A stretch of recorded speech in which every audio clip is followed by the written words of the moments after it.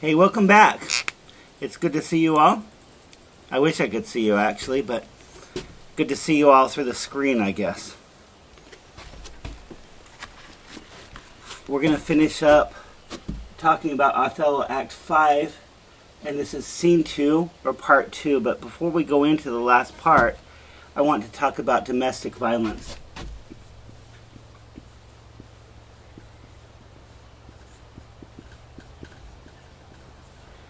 Now, I got these phrases I'm going to use from MD and WebMD, and you can look them up because it goes into far more detail. But this partial list includes a person who bullies, threatens,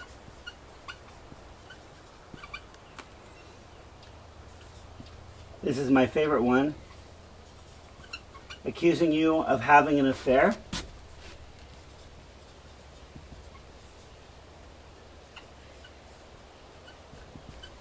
because let's be honest about it, typically when one partner accuses the other partner of having an affair, it's because that partner should be talking to him or herself, that he or she is already having an affair.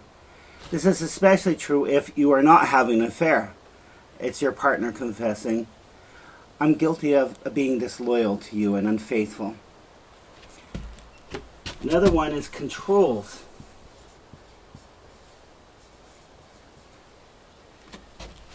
Now, I've been around long enough to meet many people who have partners who will say things like, how is it that it took you 25 minutes to go to the grocery store instead of 22?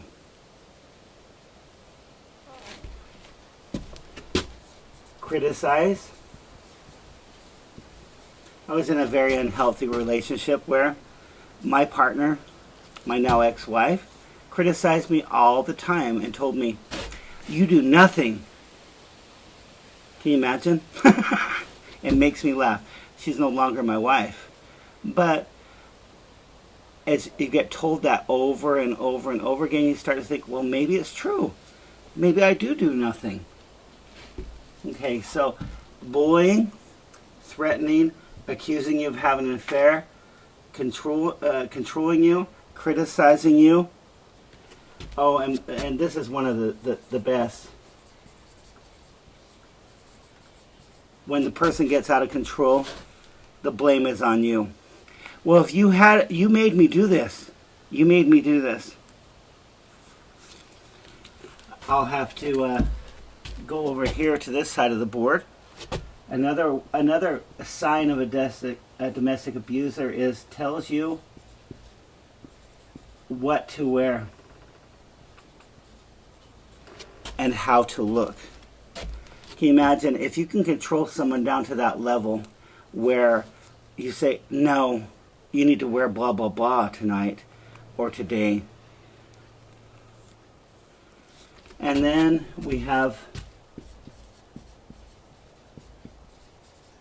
threatens to kill you or to kill the people who you love.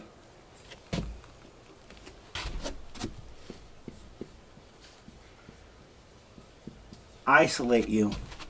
I just don't like the friends that you have. Why are you talking to them? And isolating you from your friends and your family and your inner circle.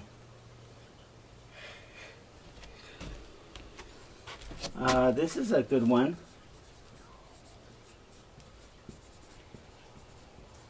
Controls money. Here's your allowance.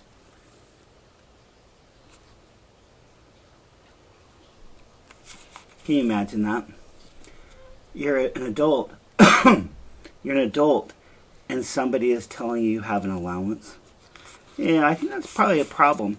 I want you to look at these signs of a domestic abuser, of domestic violence, but a domestic abuser. And you will probably get into a relationship like this at some time in your life, or you probably already have, where the person bullies you, threatens you, accuses you of having an affair, tries to control you, criticizes you, blames you, tells you what to wear, threatens you, isolates you from your family and your friends, from your support system, and tries to control the money. And I want you to think about how that could apply to this play. So let's get back into it. And this is scene 2. And we're in the bed chamber, and Desdemona is asleep right now. This is kind of creepy in and of itself.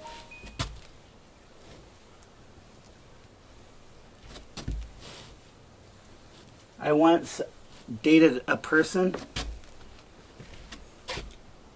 who would show up at random hours, and I'd wake up with the person staring at me. This is not healthy. I only dated her for maybe 2 months. The Toddlers and Tiaras was a big warning sign for me. That was her favorite show. But I did not like somebody coming into my house and leaning over my bed and watching me sleep. So here we have Othello doing that sort of thing. Othello has a light, which is a part of making spectacle for the audience, right? And Othello says, and this is scene 2 at the beginning, it is the cause, my soul. Let me not name it to you, you chaste stars. It is the cause. Yet I'll not shed her blood, nor scar that whiter skin of hers than snow. So I'm going to kill you, but I want you to look beautiful in death. And part of Western misogyny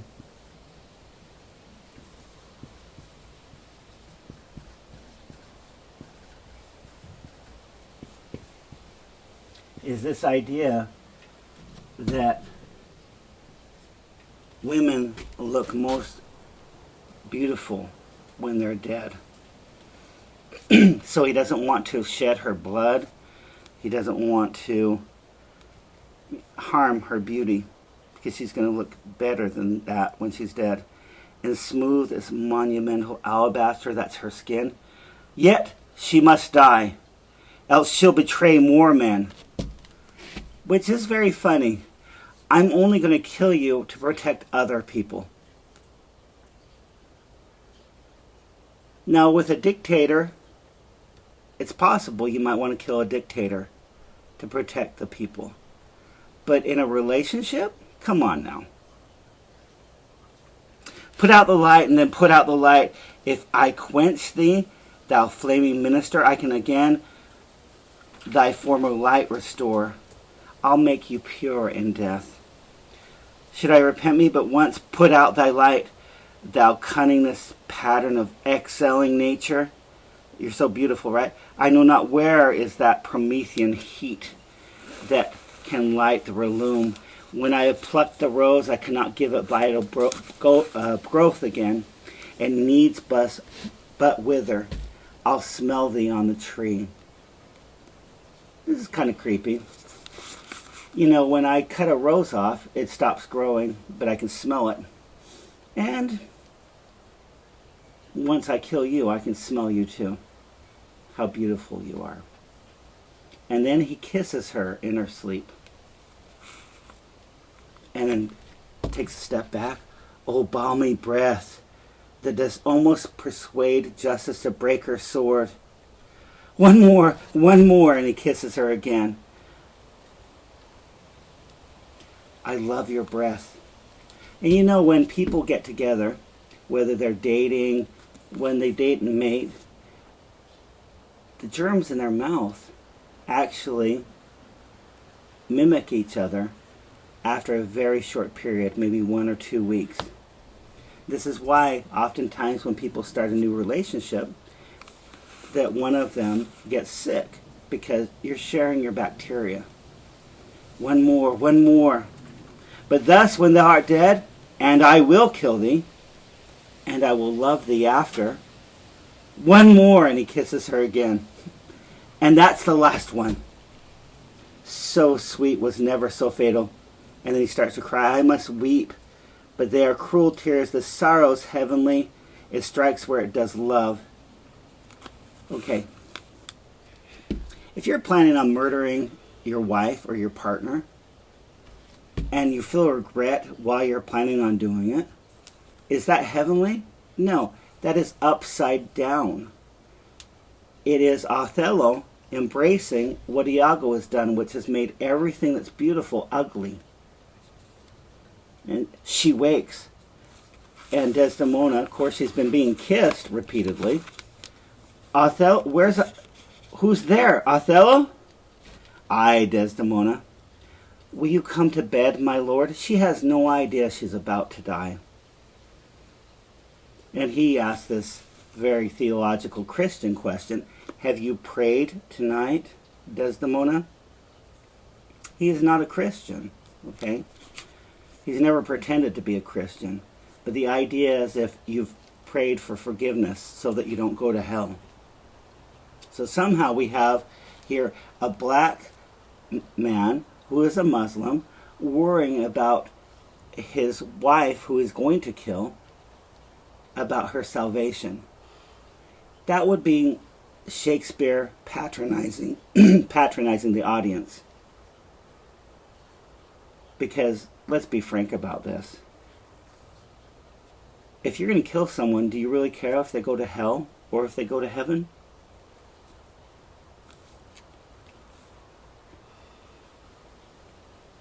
And she says, yes, I prayed, my lord. If you bethink yourself of any crime, any sin, unreconciled as yet to heaven and grace, solicit it for it straight. So hurry up and repent.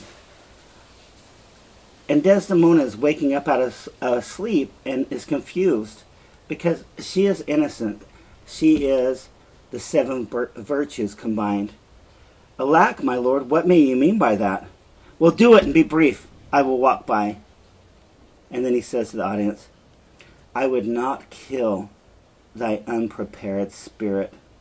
No, heaven forfend, I'd not kill thy soul.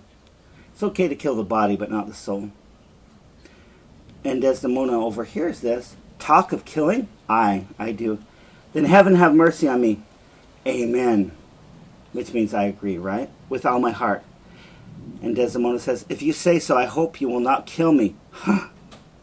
Yet I fear you, for you're fatal then when your eyes roll so.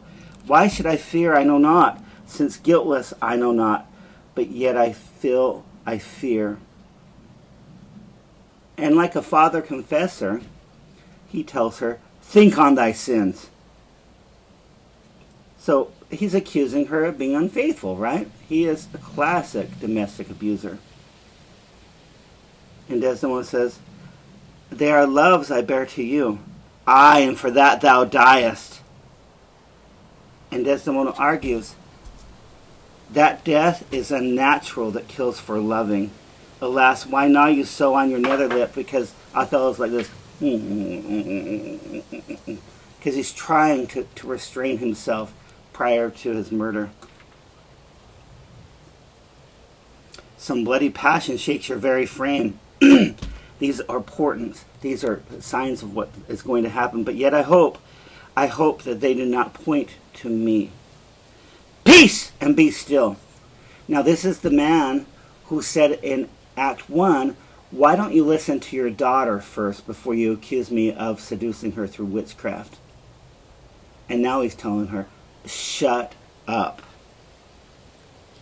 I will. What's the matter? Desdemona replies. That handkerchief? Can you imagine? Watch out for those who bear gifts, right? That handkerchief which I so loved and gave thee, you gave it to Cassio. No! By my life and soul, send for the man, send for Cassio and ask him, sweet soul, take heed of perjury, thou art on thy deathbed. This is a young woman, right? She doesn't have cancer. She doesn't have a terminal illness. The terminal illness here is jealousy of her from her partner. And Desdemona says, yes, but not yet to die. I'm not ready to die. Yes, presently. Soon you will, says Othello. Therefore confess thee freely of thy sin. For to deny each article with oath cannot remove, nor choke the strong conception that I groan withal. Thou art to die. Now, once again, I talked earlier in the lectures about Iago making blasphemy out of the 10 Commandments. Can you imagine if one of the commandments was, thou shalt die? And that's what he's doing right now. Thou art to die. Then, Lord, have mercy on me. And Othello says, Amen. And have you mercy too. I never did offend you in my life. I've never been unfaithful. I never loved Cassio, but with such general warranty of heaven as I might love. I never gave him token. I never gave him any handkerchief. I didn't do anything. I loved him as someone who you respect and who was your right-hand man. And Othello says, by heaven, I saw the handkerchief in his hand. Oh, perjured, meaning you've lied, woman. O perjured woman, thou dost stone my heart and makes me call what I intend to do a murder, which I thought a sacrifice. You know things are really up here when... Crazy. Yeah, they're crazy. Yeah. My daughter's commenting. When somebody says, I was planning to kill you because it was a sacrifice. And now you're saying it's a murder. I saw the handkerchief. And Desdemona says, he found it then. I never gave it to him. Send for him hither. Let him confess a truth. He has confessed. What, my lord? That he has used you. Okay, so, once again, and I know some of your parents will be unhappy about this, but that's how it goes. This is a way of denigrating sex. Okay? He has used you, meaning he's had sex with you. And if that's the kind of relationship that you're involved in, probably you should get out of it. If someone is using you for sex, it's a problem. It's a really big problem. But she has not been used at all. How? Unlawfully? Desdemona says, yes, I. He will not say so. No, his mouth is stopped because Othello thinks he's dead. Honest Iago has taken order for it. And Desdemona says, oh, my fear interprets, is he dead? Had all his hairs been lives, my great revenge had stomach for them all. I would have killed Cassio again and again and again. And I don't know how many hairs are on your head, but even at my advanced age, there are a lot on mine. That is a lot of fury to say that you would like to kill someone as many times as they have hair on their head. Alas, Cassio is betrayed, and I am undone. Out, strumpet! And she starts to cry, and he calls her a strumpet. Remember back to domestic abuser.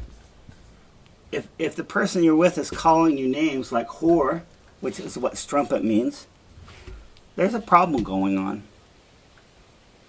Weepest thou for Cassio in front of my face?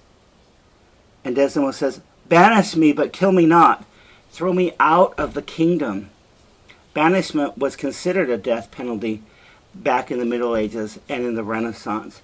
And she's saying, rather than kill me, just let me go. Let that strand of my hair go. One of my lives, apparently. And she's begging him, and she's up on her knees, and he says, down, strumpet, down, whore.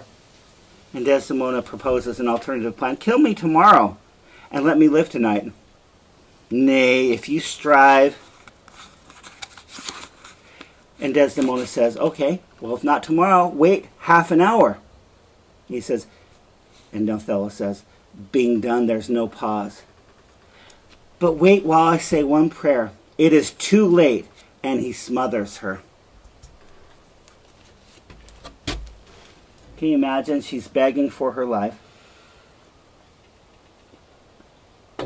And while begging for her life, he smothers her so that her porcelain skin, so that he doesn't deface her body.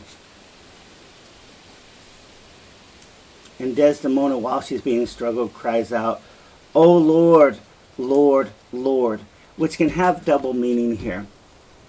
She can be talking to Othello, or she can be talking to God. And Emilia is at the door and she calls, "My lord, what hope, my lord, my lord." And Othello is busy smothering her with the pillow. And Othello says, what noise is this? Not yet dead? Not quite dead? I am cruel and yet merciful. I would not have thee linger in thy pain. So, and he goes back, even though he's been interrupted, to suffocating his wife. "What ho, my lord, my lord." "Who's there?" "Oh, good, my lord, I'd speak a word with you." "Ah, yet 'tis Emilia, by and by." And he says this, "Wait a second, it's almost done." She's dead. 'Tis like she comes to speak of Cassio's death. The noise was here. Ha! No more moving, still as the grave. He's talking about his wife. Shall she come in? Now he's planning on, what should I do with the servant? We're good. I think she stirs again, because Desdemona is not quite dead yet. No, what's best to do? If she come in, she'll sure speak to my wife. My wife, my wife! I have no wife. Oh, insupportable. Oh, heavy hour. Methinks it should be now a huge eclipse of sun and moon, and that the affrighted globe should yawn at all duration. So, back in the day, people believed that eclipses, and hopefully you have all seen an eclipse, they thought that was a portent from the gods. Even Christians thought that was a portent from God. And so he's saying that the whole heavens should revolve around him. And Emilia says, "I do beseech you that I may speak with you, O my good lord." And Othello comes back to himself. "I'd forgotten thee. Come in, Emilia, soft, by and by. Let me the curtains draw." And he closes the bed so that she can't see Desdemona lying dead. "Where art thou?" And Emilia opens the door. "What's the matter with thee now?" he says to her, to Emilia. "Oh, my good lord, yonder is foul murder done." "What, now?" "But now, my lord, it is the very error of the moon. She comes nearer earth than she wont, and makes men mad." So the moon is Luna, which is where we get the word lunatic. The moon in Greek and Roman mythology is female. And if you've heard Ozzy Osbourne, he has a song, "Bark at the Moon," meaning that you're crazy. If you're into vampire stories, vampires come out when the moon is up. If you understand anything about human biology, ask yourself, what is the menstrual cycle of any human female? Every 28 days.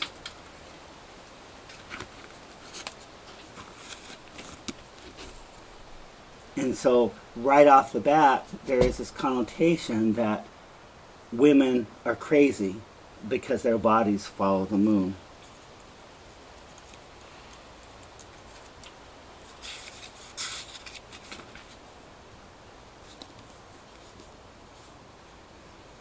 And Emilia says, "Cassio, my lord, has killed a young Venetian called Rodrigo."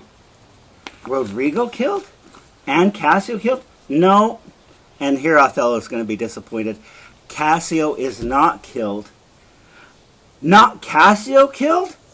Then murder is out of tune, and sweet revenge grows harsh. And you've all heard songs sung off note. For Othello, he's likening murdering people, such as Cassio, who he thought he had murdered, to it being, if he survives that attempt, to a song that is out of tune. And then Desdemona says from behind the curtains, "Oh, falsely, falsely murdered?" And Emilia says, "Oh Lord, what cry is that?" "That? What?" "Out no last, that was my lady's voice. Help! Help! Oh, help!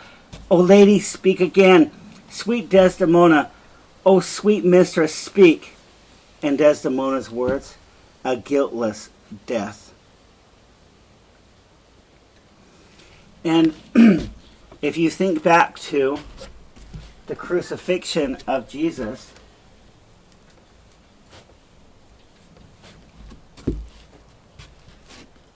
what does Jesus say on the cross? He says several phrases. He says 7 phrases, because 7 is a sacred number in Christianity. But this is one of them.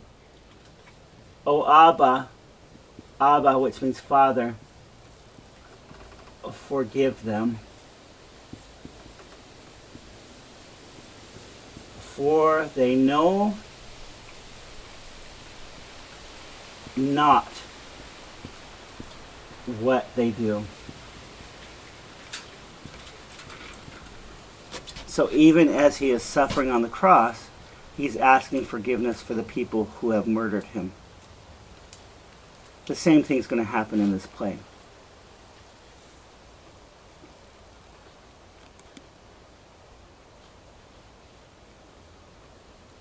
And Emilia turns to Othello and says, "Who has done this deed?" And Desdemona says, "Nobody. I myself. Farewell. Commend me to my kind lord. Farewell." And then she dies.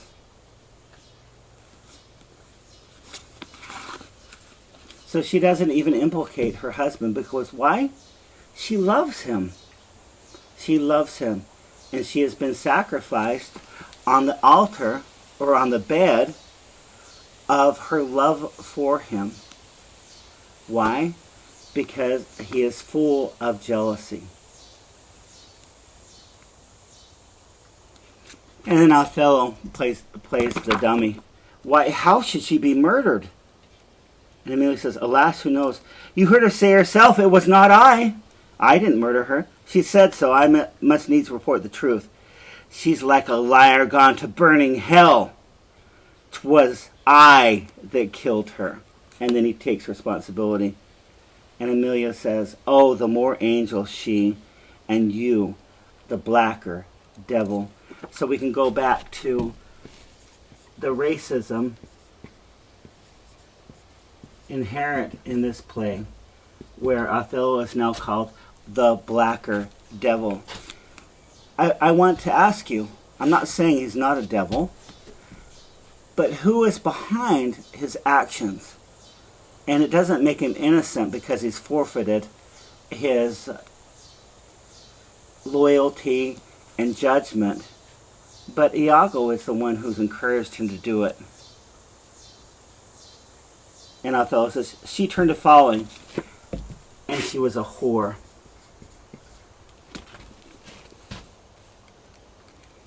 And Emilia sticks up for Desdemona. "Thou dost belie her, and thou art a devil." Othello says, "But she was false as water. Thou art rash as fire to say that she was false.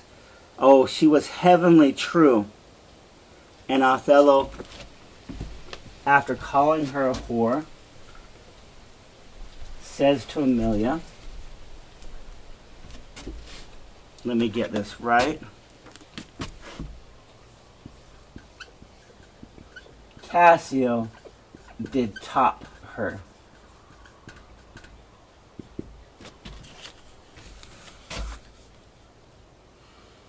Go ask your husband.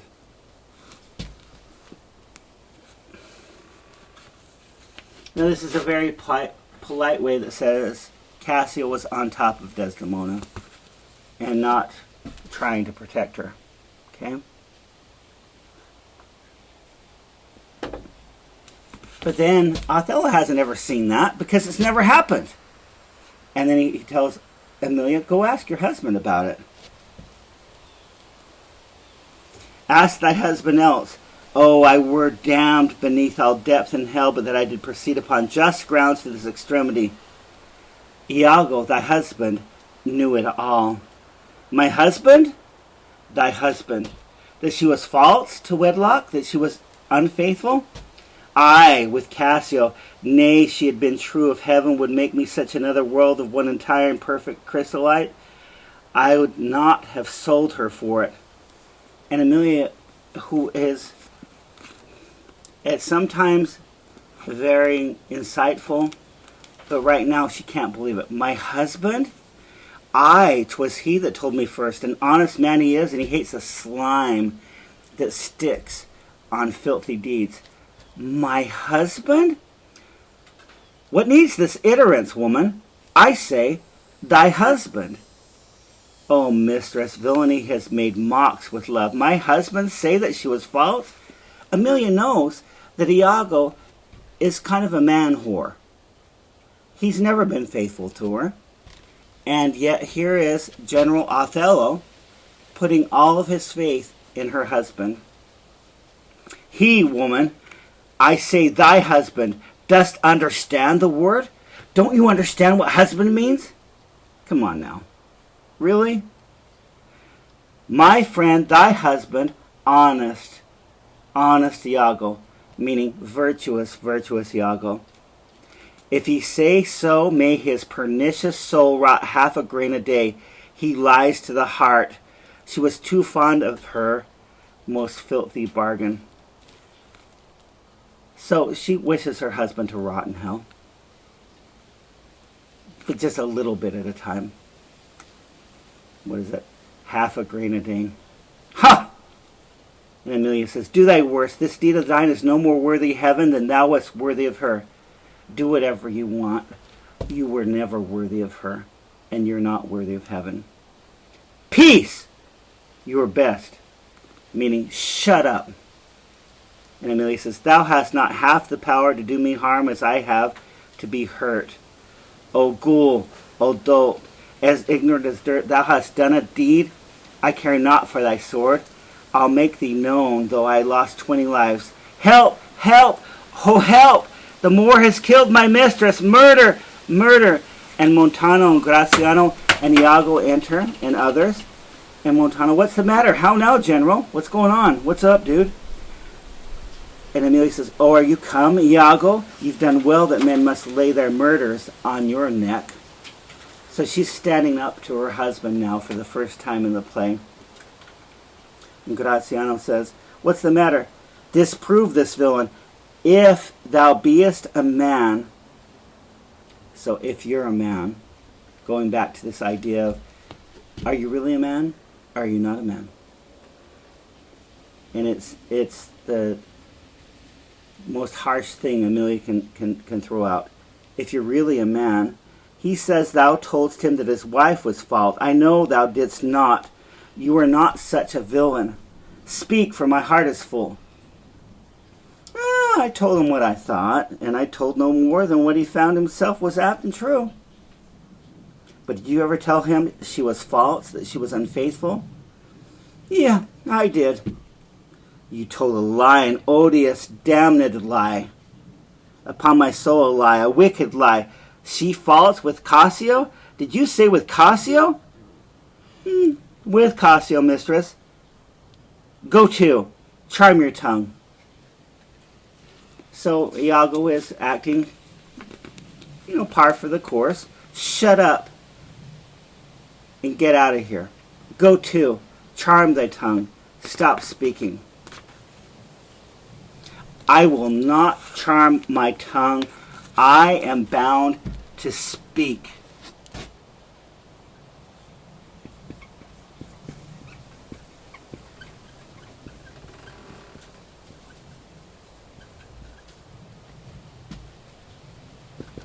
I am bound to speak. All of you who are watching this video are going to have moments in your life where you really should speak. And if you don't speak, you will become complicit in really bad behavior, in unethical behavior. This will happen out in your profession. And people sit by in silence, and they don't say what they really think, and their silence ends up being a sustaining support for the violence, for the falsehoods, for the cheating, for the lying and stealing to get done. And Amelia is not that way. I will not charm my tongue, I'm bound to speak. My mistress here lies murdered in her bed. And everybody there, oh, heaven forbid, or forfend, heaven put that off. And Amelia says, and your reports have set the murder on, she says to her husband.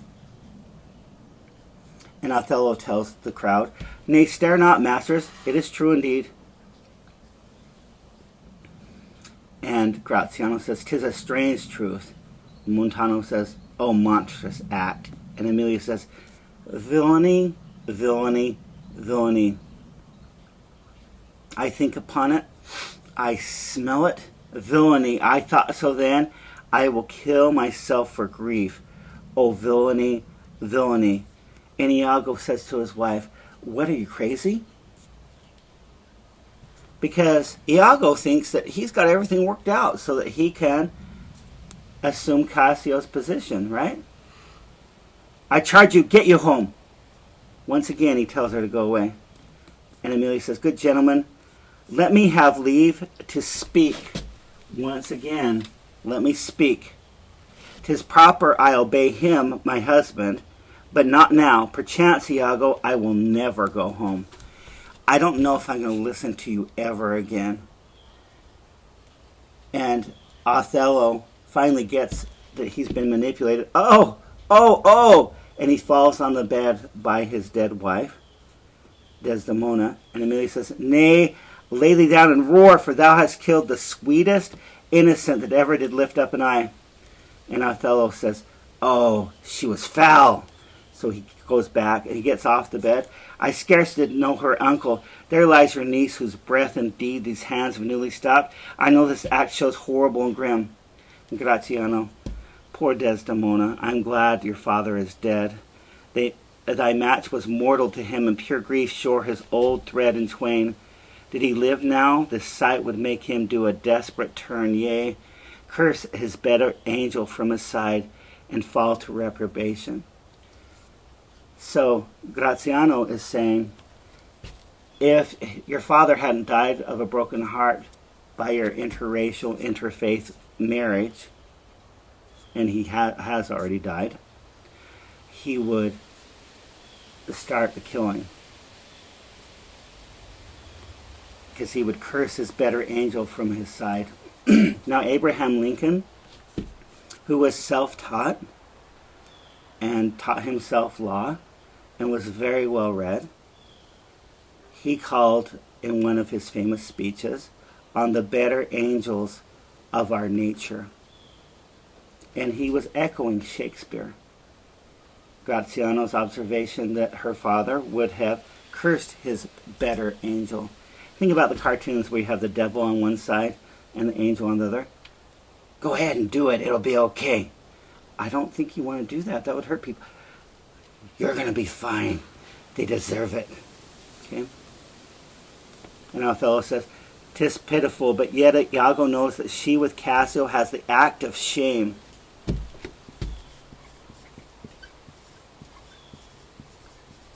Now, I don't care to know about your histories, so I'm not asking you about your history.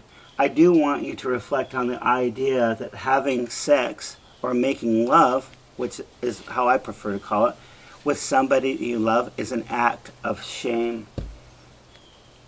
1,000 times. I don't know when Desdemona had all that time, actually, because this play takes place over less than a couple months. 1,000 times, really? Okay, 1,000 times committed. Cassio confessed it, and she did gratify his amorous works with that recognizance and pledge of love which I first gave her. I saw it in his hand. It was a handkerchief, an antique token my father gave my mother. And Amelia says, oh God, oh heavenly God, because she knows Othello is out of his mind. You know, not only is Desdemona virtuous, she's not committed any act of shame, but Othello is saying it's 1,000 times, and a handkerchief bore that out. Can you imagine your partner? So how come you left the keys on the left side of the counter instead of the right? I noticed that you adjusted the mirror in the car. So what's on your phone? Who are you texting? Why is it that you don't talk to me anymore? Why are you so busy? Why are you neglecting me? Okay? And Iago says, zounds! Hold your peace. So he tells his wife, Amelia, to shut up again. And Amelia defies him and says, twill out, I peace.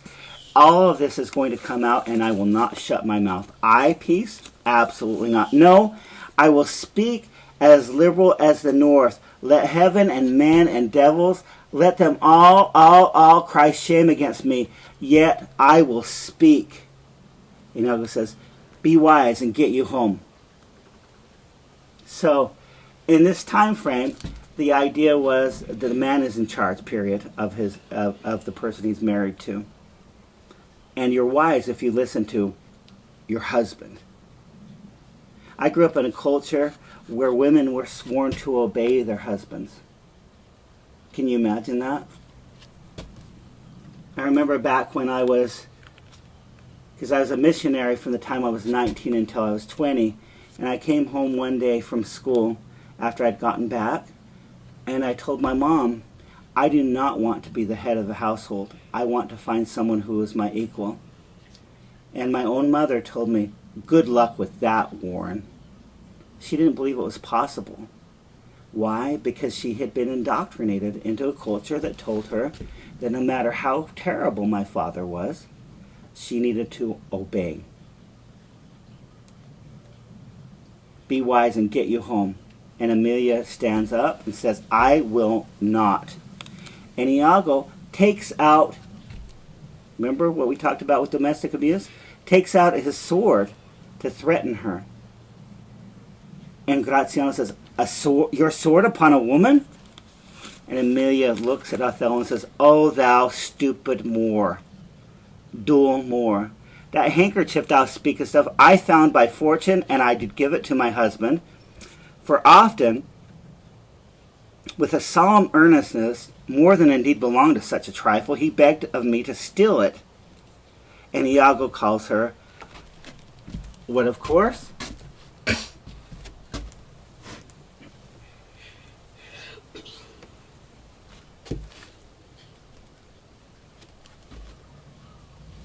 Villainous,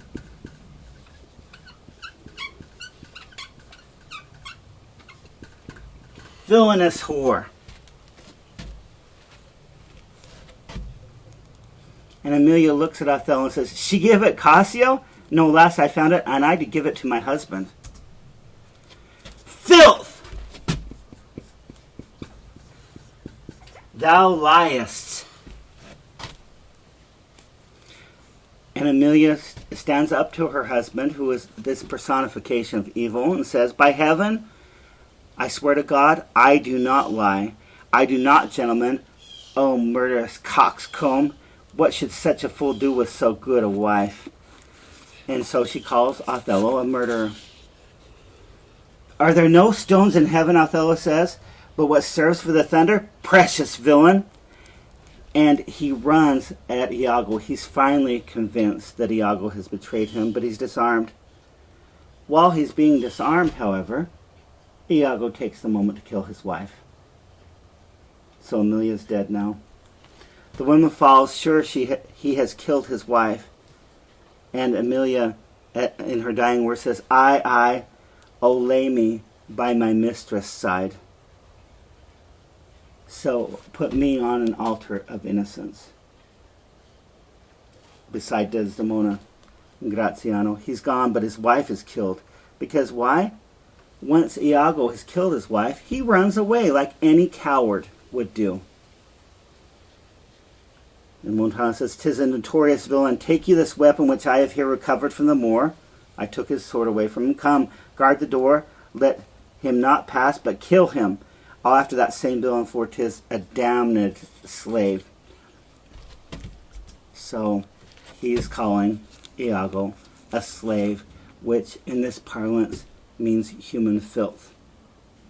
Which, if we're honest about slavery and the idea of slavery, it is a way of treating people as human filth.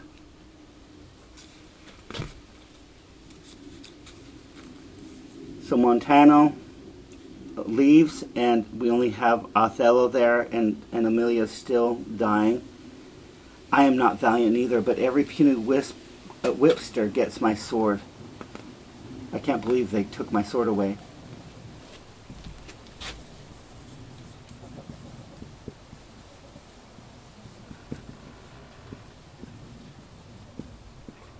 And his sword is a phallic symbol, meaning a penis symbol. It means, this is from Sigmund Freud, the idea is that anything that looks or has a length or even the shape of a penis symbolizes power. They have taken my power away.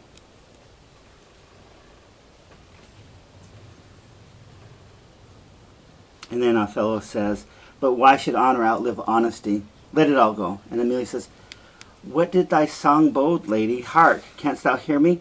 I will play the swan." And she goes back to singing the song that Desdemona sang earlier. I will play the swan and die in music. And she sings, "Willow, willow, willow, why dying? More she was chaste, she was loved. She loved thee, cruel Moor. So come, my soul, to bliss as I speak true. So speaking as I think, alas, I die." And now Emilia is dead. I have another weapon in this chamber. It's a sword of Spain, the Icebrook's temper. "Here it is. Uncle, I must come forth." And Graziano says, "If thou attempt it, it will cost thee dear. Thou hast no weapon, and perforce must suffer. Look in upon me then, and speak with me, or naked as I am, I will assault thee." Graziano comes in. "What is the matter?"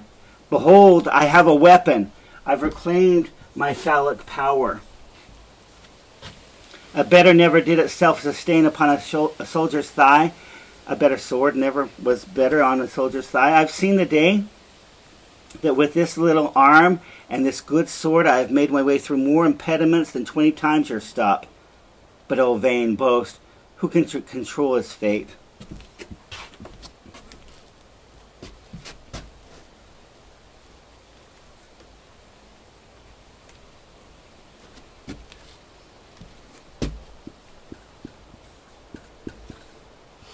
Who can control his fate?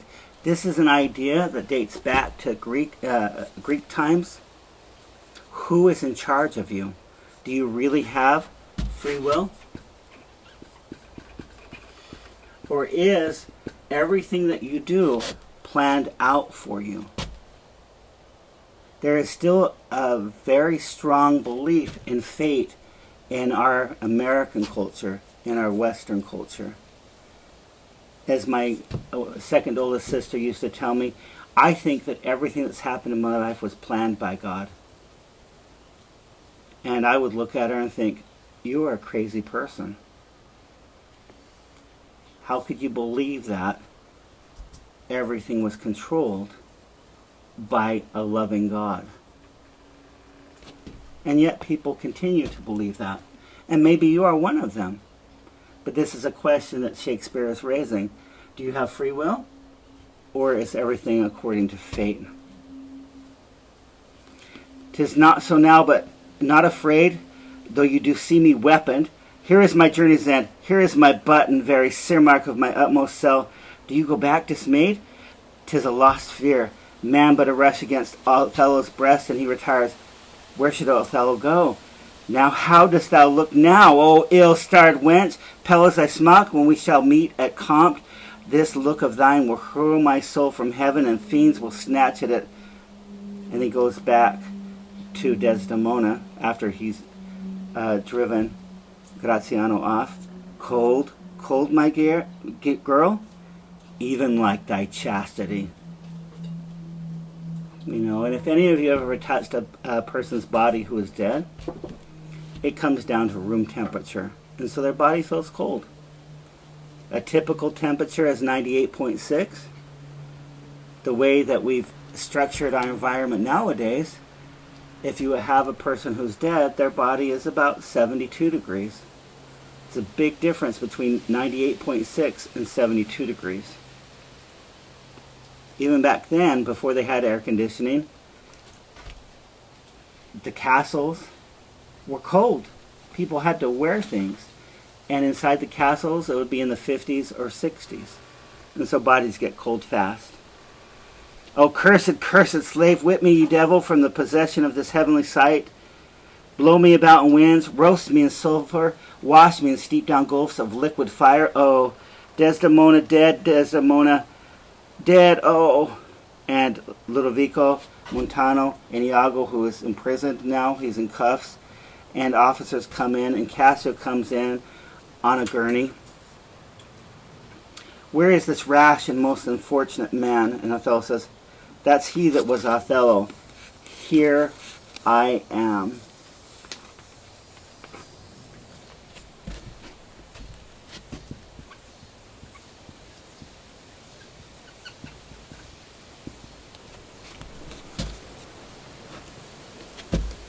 Now this is a biblical quote from Isaiah, where the prophet Isaiah talks about a vision he had where a hot coal was put in his mouth so that he would speak the truth.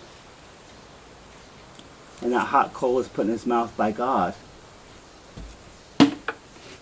And Othello says, here I am. Isaiah said, here I am, Lord, willing to do God's work.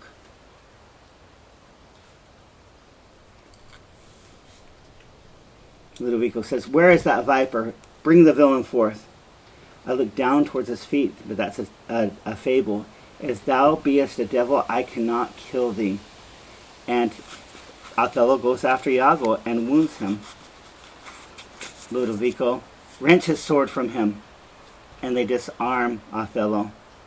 So now he is totally impotent. And Iago says, I bleed, sir, but not killed. And Othello says, I'm not sorry neither. I'd have thee alive, for it in my sense 'tis happiness to die. I hope you live, because I would rather die myself. And Ludovico says, O thou Othello, that wert once so good, you once were a good person, fallen in the practice of a damned slave, what shall be said to thee? Why, anything, an honorable murderer, if you will, for naught did I in hate, but all in honor. I killed myself out of an honor code. I did not want to be a cuckold, because being a cuckold means you're less than a man. Can you imagine if your masculinity and your manhood depend upon murdering people? You probably have something wrong with you. This wretch, his part, confessed his villainy. Did you and he consent in it in Cassio's death? And Othello says, yes, I, dear general, I never gave you cause, Cassio says. I do believe it, and I ask your pardon. Please forgive me, even though you're wounded and on a gurney. Will you, I pray, demand that demi-devil why he has thus ensnared my soul and body? So, please find out why Iago did all this. And Iago says, demand me nothing. What you know, you know. From this time forth, I never will speak word. I'm going to remain silent, Iago says. What, not to pray? Torments with ope your lips. Will ope your lips, Graziano says. Now Othello says, well, thou dost best. Ludovico says, sir, you shall understand what is befallen, which is, I think, you know not. Here is a letter found in the pocket of the slain Rodrigo. and here another. The one of them imports the death of Cassio to be undertook by Rodrigo. And Othello looks at Iago, "Oh, villain!" And Cassio says, most heathenish and most gross. Now here's another discontented paper found in the pocket too, and this it seems Rodrigo meant it to have sent this damned villain, but that belike Iago, and the nick came in and satisfied him. So Rodrigo has all these incriminating documents in his pocket, but Rodrigo is dead now, but his letters speak for him. And Othello calls Iago, "Oh, thou pernicious caitiff. How came you, Cassio, by that handkerchief that was my wife's?"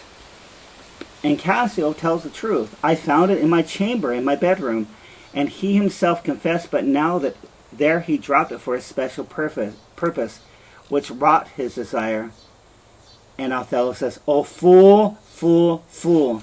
And he is talking about himself finally. Othello has been a fool. His tragic flaw, there are many that he has. One is trusting the wrong people. The other is embracing the idea of jealousy. And another would be to not let his wife speak. Cassio says, "There is besides in Rodrigo's letter how he upbraids Iago that he made him brave me upon the watch, how he made Rodrigo come fight me, whereon it came that I was cast, and even but now he spake after long seeming dead. Iago hurt him, Iago set him on." So Rodrigo has recorded that Iago has used him and that he told him to hurt Cassio. And Lodovico says, "You must forsake this room and go with us. Your power and your command is taken off," he says to Othello. "And Cassio rules in Cyprus. For this slave, if there be any cunning cruelty that can torment him much and hold him long, it shall be this: you shall close prisoner rest till let the nature of your fault be known to the Venetian state. Come, bring him away." So Lodovico is arresting. And Othello says, "Softy, a word or two before you go. I have done the state some service, and they know it. No more of that. I pray you in your letters, when you shall these unlucky deeds relate, speak of me as I am." So Othello is coming clean. Speak of me as I am. Nothing extenuate, don't edit it, nor set down aught in malice.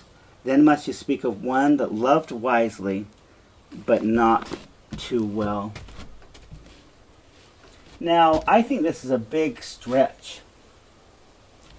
Othello wants himself to be remembered as one who loved wisely, not well. One who loved wisely. How wise is it to murder the person you love? If that's wisdom, I don't want anything of it. Speak of one not easily jealous, but being wrought, perplexed, and extreme. I wasn't always this jealous. Of one whose hand, like the base Judean, threw a pearl away richer than all his tribe. So Othello, who is Muslim, compares himself to Judas Iscariot, who betrayed Jesus. Also, one of Jesus' parables, do not cast your pearls before swine. And Shakespeare is combining these metaphors of a traitor, of a Judas, with the idea that you throw the best that you have in front of pigs. Speak of one whose subdued eyes, albeit unused to the melting mood, drop tears as fast as Arabian trees their medicinal gum. So speak of one who is crying, because he's sobbing while he says this. Set you down this, write this down. and say besides that in Aleppo once, where a malignant and a turbaned Turk beat a Venetian and transduced the state, I took by the throat the circumcised dog and smote him thus. So Othello is killing himself. He's calling himself a circumcised dog. Now, dog is a horrible epithet that Christians used against Muslims. And Muslims, like Jews at this time, practiced circumcision, sacrificing foreskin to the deity. But he calls himself a circumcised dog. Can you imagine if you felt that way about yourself? And I'm not feeling sorry for him, because he was a terrible husband. Terrible, terrible husband. Had terrible judgment. And I smote him thus. He stabs himself and kills himself. And then, let me see what, Lodovico says, "Oh, bloody period," which the book is very genteel. And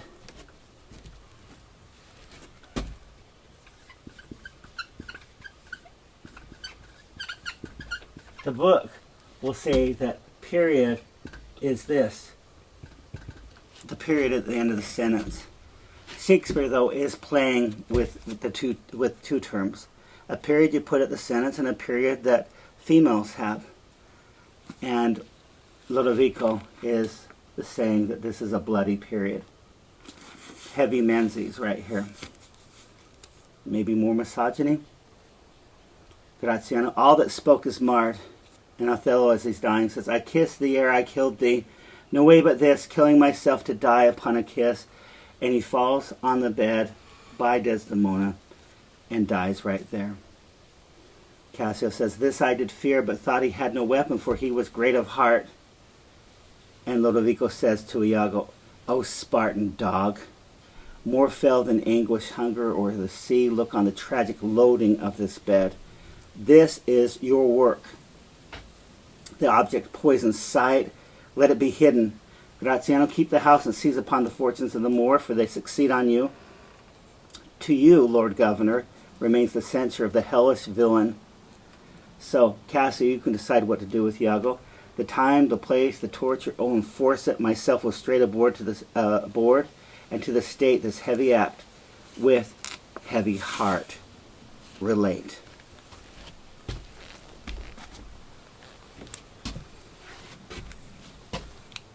It's a tragedy. There's no happy ending here. There is no happy ending here. And that's what tragedy is. We tend to think in today's terms that a comedy is something that makes us laugh the whole time. But back during the Renaissance, not just in England but throughout Europe, the idea of comedy was something that ends well. And that meant it was a comedy. Not that there were laughs all the way through it. There are plenty of laughs here in this play. A tragedy is a play, though, that ends in obliteration, that ends on a down note, that does not make you feel happy for having seen it.